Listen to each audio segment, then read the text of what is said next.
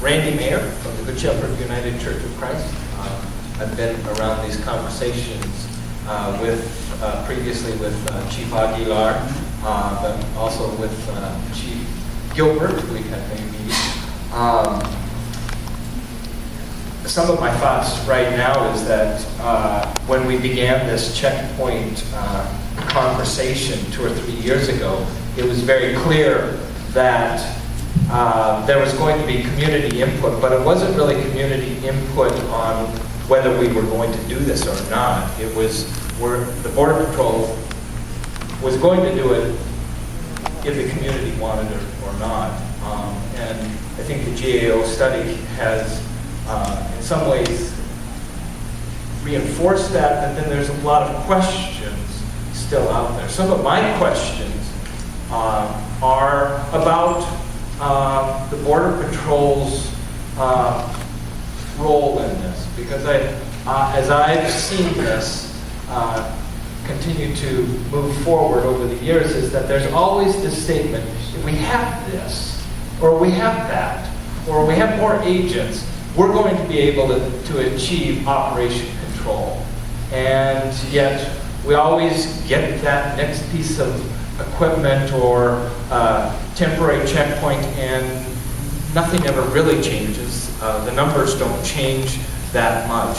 What really concerns me at this point in time is that we've now had this study, and Chief Gilbert has said we try to be we're transparent. You've been transparent. That's what you say, and you work with the community.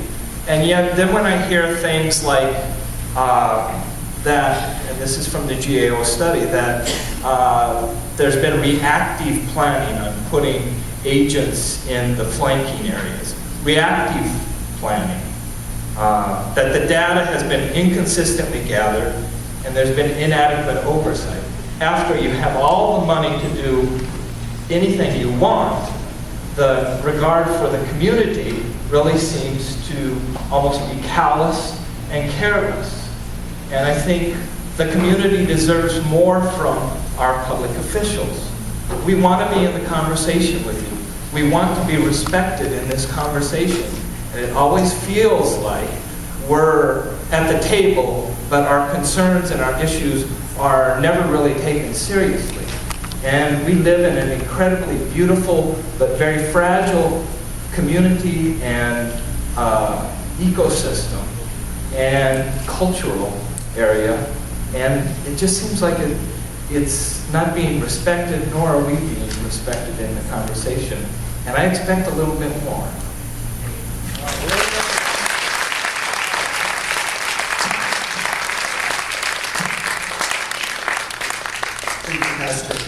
I know we've met a lot of times, but I disagree. The border, there has been significant change in the numbers. And also, the border is not the same, it's transforming.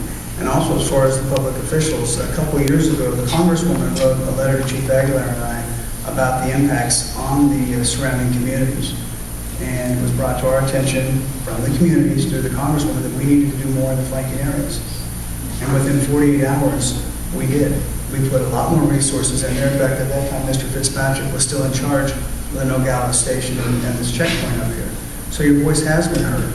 And also, if you go back early in the planning, at one point, it was our desire, and operationally it would still be a good approach to build a Border Patrol checkpoint and other housing facilities at the same location where we were going to build the checkpoint.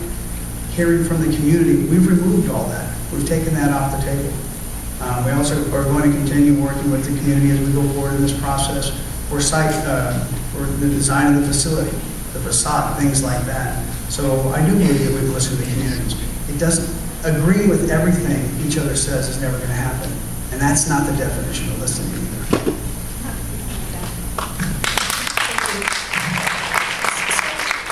We've got about 20 minutes left, and there's a lot of people that haven't had a chance to speak.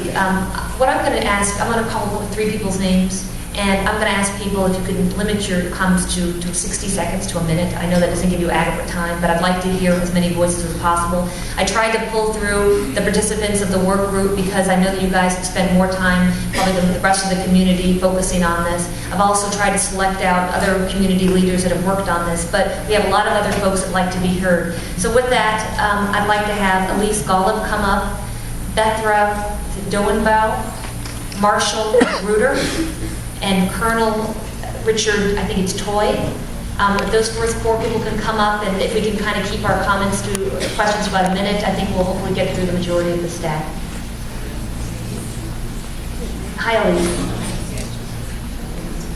Thank you, Congresswoman Giffords. I am Elise Golub. I'm the Executive Director of the National Center for Border Security and Immigration at the University of Arizona.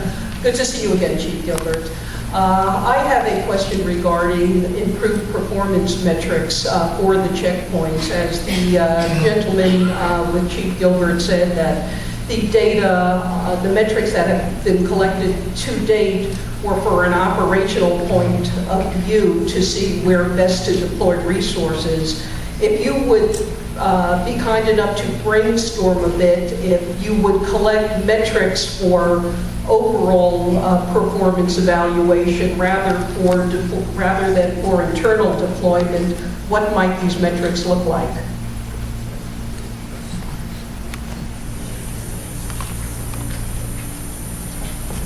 I think any reliable performance metric has to have a numerator and a denominator. The customs people at the ports of entry have one, and they check it through a program called COMPEX, where they do a random sample of people that they would have approved their entry into the United States uninspected. They go to a secondary area and they see whether they should have, in fact, let them into the country, or maybe they should have. And they learn from those episodes what it was that they should have caught. Now, with the Border Patrol and checkpoints, it's a little different because the legal authority may not be there. We didn't study this to pull people over at random without consent and go into a detail without a probable cause or reliable indication. But you need both a numerator, which is what they're collecting, you know, how many seizures, how many apprehensions, how many referrals, how many prosecutions, which is good. But you also need the denominator to figure out how many got away. And so we need to brainstorm with them a little bit how to get that somehow. Either through maybe a special operation to determine that periodically. This is done by other agencies in other ways, but that would be one way. Without the two, what you have is an activity, not a performance measure. And I'll have to, in the interest of time, I'll be glad to meet with you later and we can talk more. She's very wonky. So she's going to have very technical questions. She gets her job. Yes. Go ahead, sir. Good morning. Thank you very much. Appreciate being here, and I'll try to get my questions as fast as I can. My name is Marshall Magruder, and I'm from Tubac, Arizona. First thing it has to do with, I'll call it the SPI net, which are the people in the middle between the border and between the checkpoint. Why isn't the SPI net considered as a way to reduce traffic and make it so that the checkpoint then is just the safety of one person and not all the linebackers, because the linebackers need support by SPI net. Second question, why can't ADOT be managed? They shouldn't be hindering this process. And from all that I understand, ADOT is not a cooperative, collaborative member of this effort. On page 56 of the report, you say that your designer would like 8 primary and 22 secondary lanes for a total of 30 lanes. Is that the future end goal of this checkpoint? Or is the numbers that you have in there now the end point?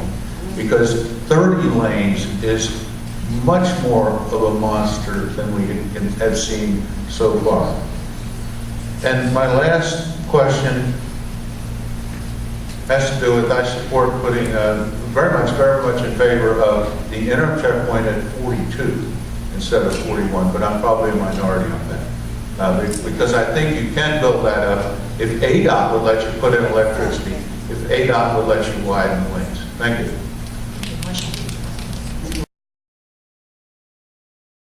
At the ports of entry, the federal goal is to detect and apprehend 30% of major illegal activity.